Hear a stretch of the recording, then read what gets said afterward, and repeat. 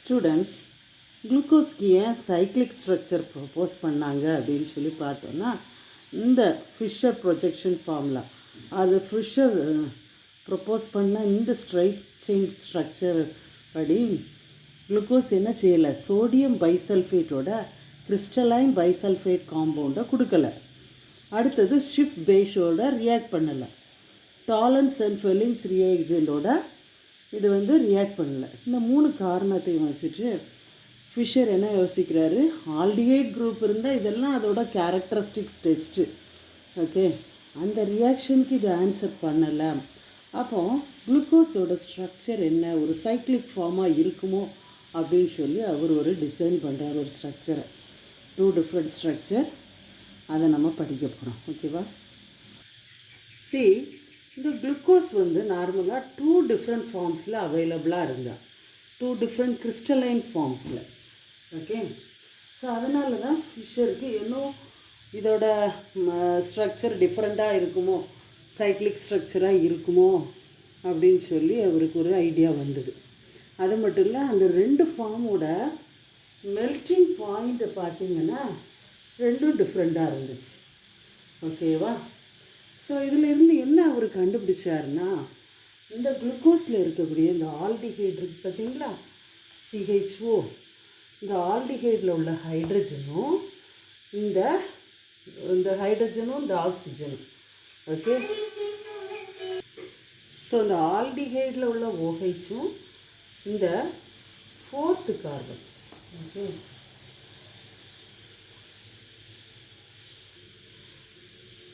1 2 3 4 5th கார்பனில் உள்ள இந்த OH. ஓகேவா? இது 2 ரியாக்ட் பண்ணுது. ஸோ இது என்ன ஆகுது, H2Oவாக எலிமினேட் ஆகுது. ஓகே, இந்த ஹைட்ரஜனும்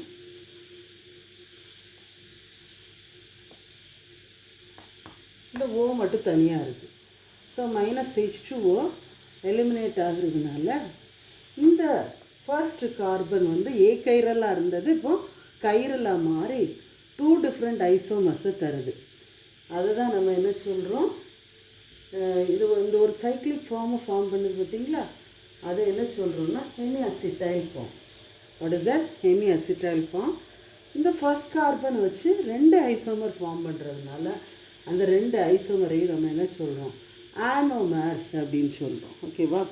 ஸோ ஆனோமர்ஸ் எப்படி ஃபார்ம் ஆகுது அப்படின்னு சொல்லி பார்க்குறோம். ஃபஸ்ட்டு ஒரு பைரனோஸ் ரிங் ஸ்ட்ரக்சர் போடணும். பைரனோஸ் ரிங்குன்னா ஒரு 6 மெம்பர்ட் ரிங், இது மாதிரி போடுறோம். ஓகேவா? 6 மெம்பர்ட் ரிங், கிட்டத்தட்ட பென்சீன் ரிங் மாதிரி போடுறோம்.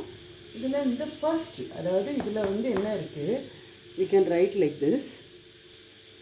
ஸோ இதிலேருந்து ஒரு ஆக்சிஜன் மட்டும்தான் நமக்கு இருக்குது. இதில் உள்ள OHும் இதில் உள்ள Hயும் சேர்ந்து H2Oவாக போகுது.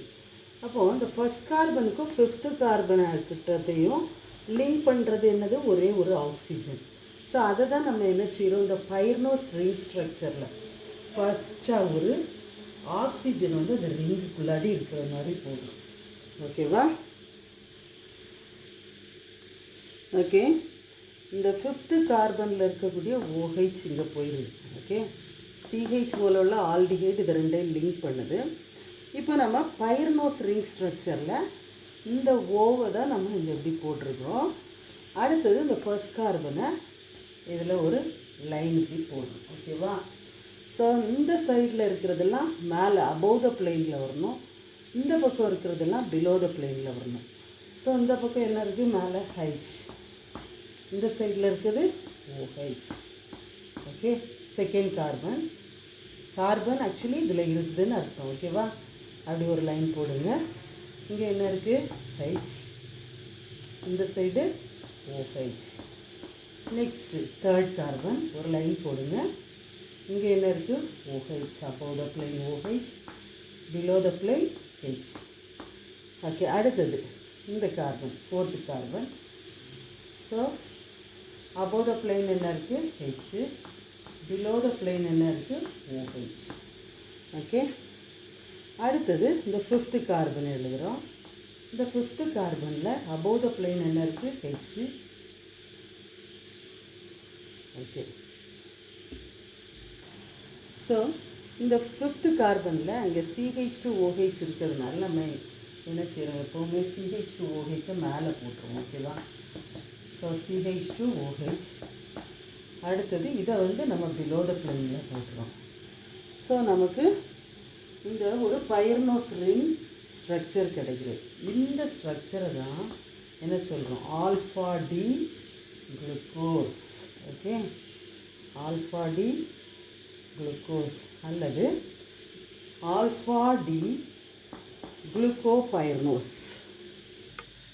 ஸோ ஸ்டூடெண்ட்ஸ் பாருங்கள், இந்த ஸ்ட்ரக்சரை தான் நம்ம என்ன சொல்கிறோம், alpha D glucose or alpha D glucopyranose. Okay. So this alpha D குளுக்கோஸ்பைர்னோஸோட மெல்டிங் பாயிண்ட் என்னன்னு பார்த்தீங்கன்னா 419 Kelvin. Understand? So next cyclic ring structure is beta D glucose. Okay, beta D glucose எப்படி நம்ம ட்ரா பண்ணுறது, ஜஸ்ட் இந்த HOHல இந்த பக்கம் வந்துடும், இந்த பக்கம் இருக்கிறது அங்கே போயிடும். ஸோ அப்படி நம்ம வரைகிறது தான் என்னது, பீட்டா டி குளுக்கோபைர்னோஸ். ஓகே. சரி, பீட்டா டி குளுக்கோஸ்பைர்னோஸுக்கு நம்ம என்ன செய்கிறோம், ஒரு பைர்னோஸ் ரிங் ஸ்ட்ரக்சர் வரைகிறோம். இதில் ஆக்சிஜன் என்ன ஆகிருக்கு, ஃபியூஸ்டாக இருக்குது. Okay. So pyranose ring structure C. நம்ம இதில் என்ன செய்ய போகிறோம்னா, இந்த OHஐ அபோவ் த பிளேனும் இந்த சைடு இருக்கிறது எல்லாத்தையும் பிலோ த பிளேனில் எழுதணும். ஓகேவா? இந்த பக்கம் இருக்கிறது above the plane. So first carbon ஆல்டிஹைடில் மேலே OH, ஹியர் H. செகண்ட் கார்பனில் இந்த சைடு இருக்கிறத OHஐ மேலே போடுறீங்க, ஹெச்சை கீழே போடுங்க. தேர்ட் கார்பன் OH கீழே இருக்குது. ஓகே, பிலோ த பிளேன், ஹெச்சை மேலே போடுங்க. நெக்ஸ்ட் கார்பன் OH எங்கே இருக்குது, இங்கே இருக்குங்களா, above the plane and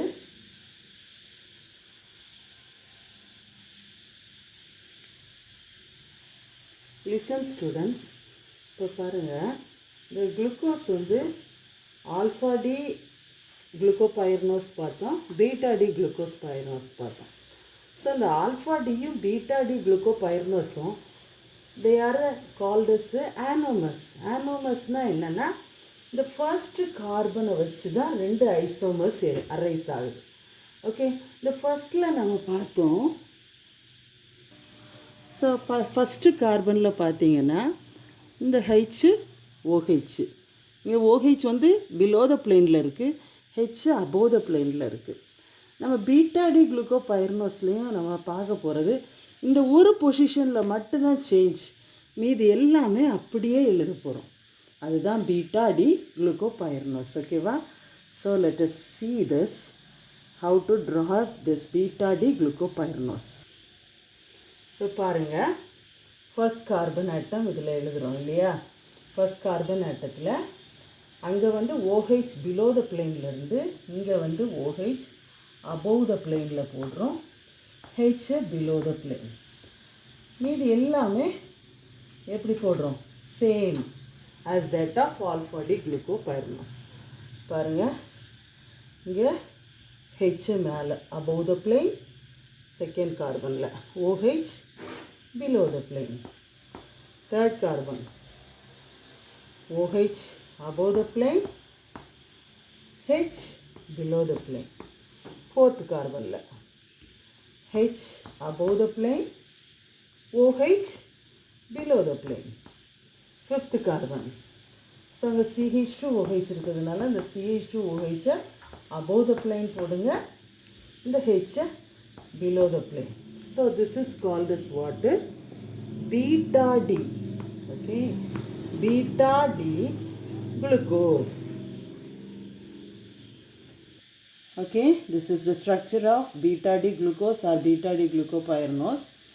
Regarding the physical property of this beta D glucose, see, melting point is 423 Kelvin, and the specific rotation is 18.7 degree. Okay, whereas the specific rotation of alpha D glucose is 112 degree. So the difference between alpha D and beta D glucopyranosக்கு நீங்கள் சொல்லிடலாம். Melting point alpha டிக்கு 419 Kelvin. Okay, whereas beta டிக்கு 423 Kelvin. Okay, அடுத்தது specific rotation பார்த்தீங்கன்னா alpha டிக்கு 112 degree, whereas the specific rotation of this beta D glucose is 18.7 degree. Students, please concentrate in this. Okay.